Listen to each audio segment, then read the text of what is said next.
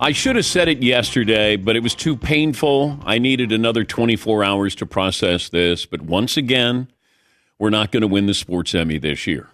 And it's almost impossible if you're not nominated. Yes, that's true.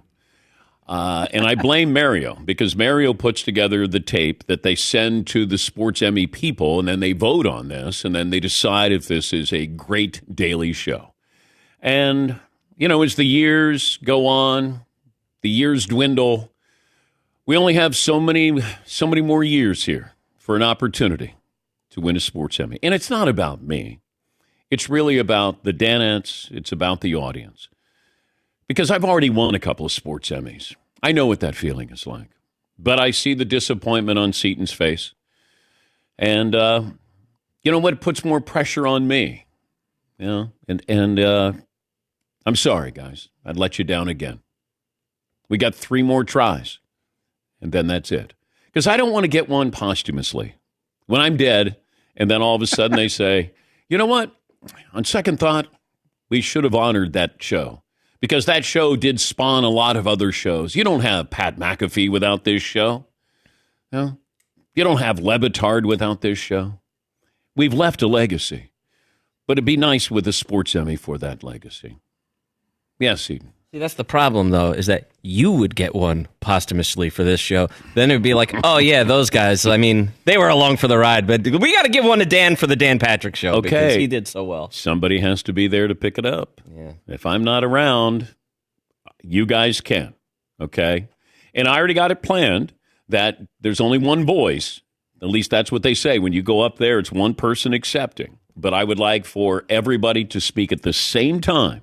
So when they say, oh, here on behalf of the Dan Patrick Show, it's Todd Fritz, Seton O'Connor, Marvin Prince, and Paulie Pabst. And then you guys go up there collectively, and then you start the acceptance speech by going, it's about time. Everyone overlooked me. I was the most important one this whole time, and no one ever gave me any credit. Be there. Jerks. Well, no, we don't want to say that. But that would be it. That would be how I'd like to go out. I think that would be nice. That's all right. I've resigned myself to the fact that it's never going to happen. Well, no, we're not winning one. No, you're the one that says, no, don't say that. We need to win. Yeah. We're going to win. No, I'm the one that used to say. Okay. All right. Good. Yeah, I'm glad that you've lowered expectations. Yeah, it's not going to happen. Yeah. Yes, Paul. So we went 0 for 5. We were nominated 5 times, open bar 5 times. A couple of them were remote, though. That kind of stunk. Yeah. So we only got to go 3 times.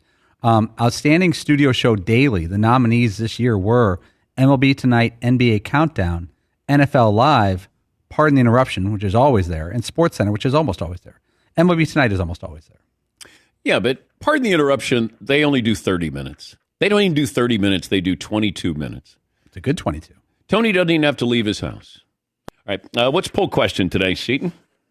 This one's for Paulie. If you were going to buy stock in ... or you could buy stock in ... the WNBA, the other options here, MLS, MMA, other, neither. Is there another sport on there? Lacrosse, maybe, perhaps? I would say MMA. You would? That's $1 billion industry. But are you buying it high? Still buying it. It's $1 billion industry. WNBA has to build off this momentum. Just because you have Caitlyn Clark, you still have to have people watching these games, going to these games. When Gretzky came to the LA Kings, you had a lot of southern states that wanted to have hockey franchises. They wanted Gretzky coming through town. Well, how many times is he coming through town? That's where you have to build a league that people want to see. And Caitlyn Clark comes in, a lot of eyeballs on the league, and a lot of young talent there. Now you want to see if those people who wanted to see her in college want to see her as a professional. I think that's going to be the key. And then they've talked about expansion with the WNBA. And that will also help because when you travel, if you can do like an East Coast swing or a West Coast swing, now you're going to cut down on the travel costs instead of going, here for one game and then back, that you have other franchises. So they might add, 2 more teams here. But Caitlyn Clark getting taken number 1 last night, no surprise, and she spoke about the honor. I think the biggest thing is, I always just believed in myself. I went to Iowa with the goal of taking us to the Final Four. We did it twice. We went to 2 national championships, 4 Big Ten championships. Yeah, there's my teammates. They're pretty awesome. And I think just a belief in myself, and my parents always instilled confidence in me from a young age when I was a young girl. And I think that's something a lot of young girls can learn to have, and I think people supporting them certainly helps. So, yeah, I think the biggest thing is the confidence. But I told my mom before this is I earned it, and that's why I'm so proud of it. Good. Happy. Yeah. This is a kind of a culmination of a lot of things that have happened and allowed her to become the focal point of women's college basketball. Now, can you take that to the WNBA? Are you as curious in the WNBA? They're not a very good team. That's the reason why they have the number 1 overall pick. In fact, the Las Vegas Aces are your big favorites there. The New York Liberty, Connecticut Sun, Seattle Storm, Indiana Fever way down the list. But Caitlyn Clark, Aaliyah Boston, that's pretty good inside-outside combination, and maybe it'll be fun for people to watch. Go out of their way to find it. But the mothership is going to put them front and center. That helps out. You want to be able to, the Live Tour doesn't have distribution. If you said, how do you find it? I go, I think on the CW, but I don't even know if that's true.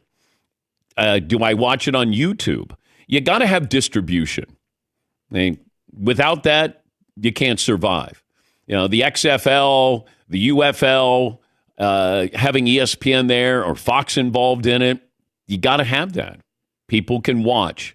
And let's face it, we do watch. We want movement. We want something that's going on a nightly basis. And you tune into something. And hopefully people will be tuning into this because they're still curious. But you got to be curious about everybody else or other teams in the league and other players in the league. You have to, totally commit to that. You can't just go, I'm going to make this secular and it's only going to be about Caitlyn Clark. The league doesn't, they don't benefit off of this as much as you would hope that they would. And there's some names there. And I think that's important. But there have been names here. The WNBA's been around for a long, long time. And you've had some great players. So that's where I'm curious about, can you get, if you don't get it now, I wonder if you will get it, because this is the biggest marketing ploy that you have, and she'll be coming to a city near you. Yes, Marvin. So after the WNBA season, do you have Caitlyn Clark come back and host SNL to just keep it rolling? I'm not going to program for Saturday Night Live, but you should. No. It depends on how popular she is. Yeah. I mean, Jake from State Farm was pretty popular last night, too. He's everywhere. Yeah. I mean, come on, Jake. Do you have to hug everybody backstage? Yes, Eden. Yeah, it does depend on how comfortable Caitlyn Clark is. I know she's the face of women's college basketball and certainly, of Iowa, but how comfortable she is with the spotlight and being out front long term, especially in situations outside of basketball. I didn't think she looked comfortable last night, which might sound weird because she knew she was going to be the number 1 pick. Everybody loves, seeing her. But she strikes me as the kind of person who is comfortable doing what she does, not talking about what she does, or sitting there where everybody's, all eyes are on her and the focus on her, and all she's doing is sitting there looking at her phone. But when she's playing basketball, she's in her element. And you'll find that with athletes.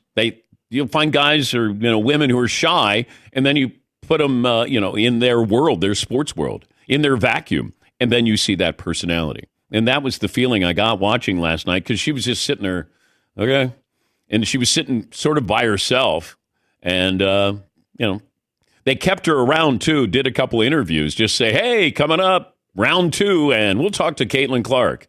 So they were doing their best to kind of keep that momentum going.